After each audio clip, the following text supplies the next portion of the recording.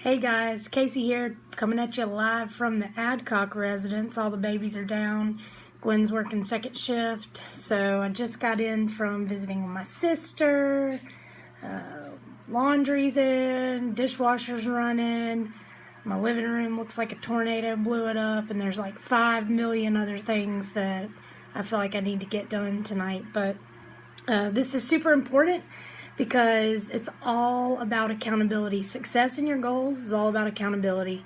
And I'm not going to lie, this is pretty nerve-wracking to make this video, not just because of the video aspect, but because once I tell you my goals, then I have to actually, wholeheartedly do my best to reach those.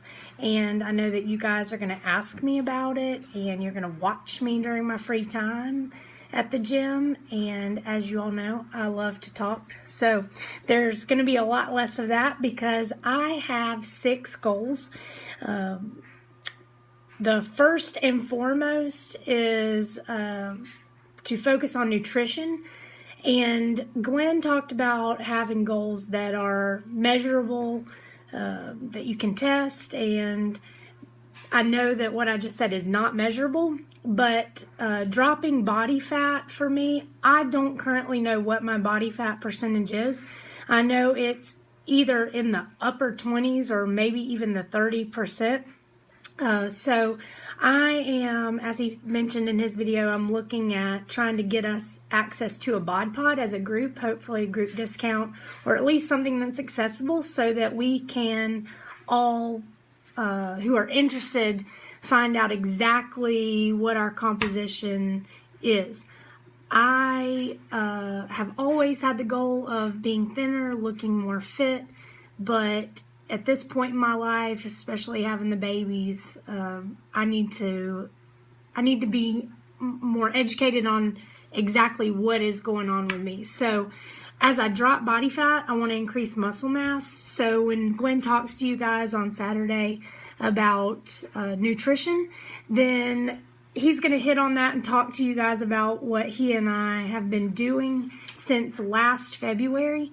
And again, I think that I'm reiterating a lot of what he says, but we have had goals, and we've made a lot of progress and had success already nutritionally, and it has affected our performance in the gym. But once football season got here, I did really well Monday through Thursday, and then when we would drive to Auburn on Fridays, I was usually underfed and trying to eat on the road, and then alcohol Saturday, and then coming back Sunday, lack of sleep. So anyways, that's first and foremost. And when I have more information for myself, then I can fine tune that and let you guys know exactly what numbers I want to hit.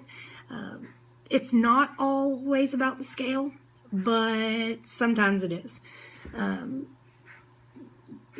I grew up being told that muscle weighs more than fat, and I rode on that for a long time. But, even the babies are going to turn 2 at the end of March.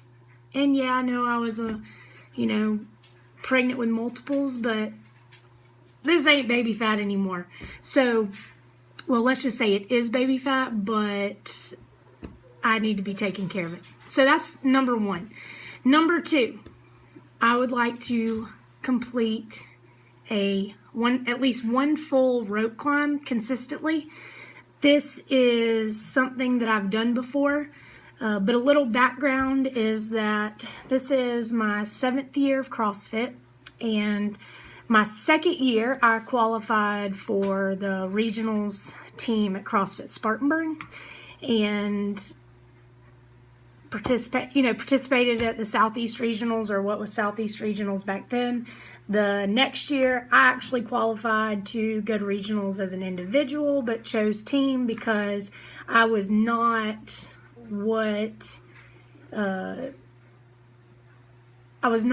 as well-rounded as I should be. It's no lie that body weight stuff is my kryptonite. I can lift heavy weights all day long.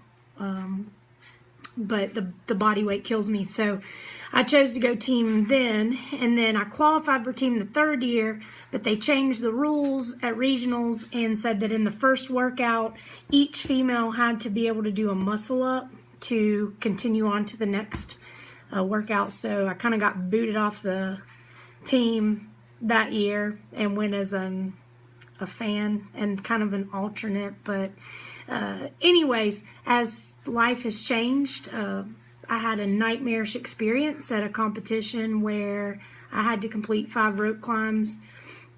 It was a team of 4, and I was on the last leg of that particular WOD.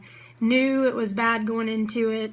After the third one, I hit failure, and our team went from a second place possible finish to finishing 4th. So that, and as I've aged, even over the last couple of years, my fear of heights has gotten worse and worse. So that's something that I need to face and something that I need to conquer, and there's no reason why I shouldn't be able to succeed in that goal.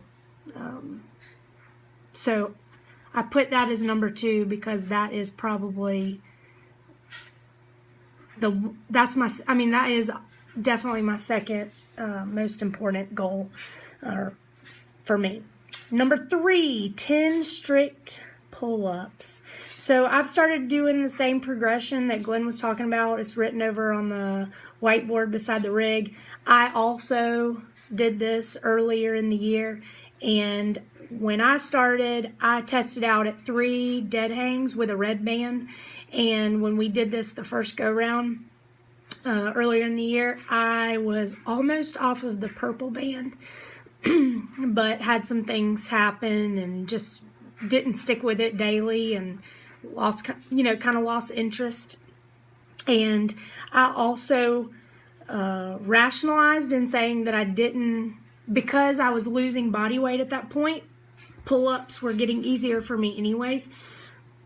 So it didn't seem as important to me to stick with that regimen. And that's exactly what this stuff is, guys. This is a regimen. You have to do it every day. You have to think about it every day.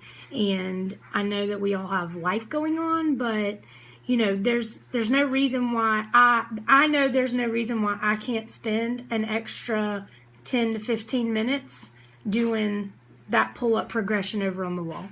It doesn't take a lot of time.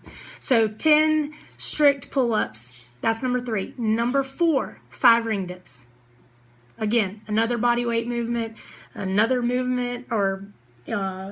skill that I've struggled with, and that it is time that I face it and do it.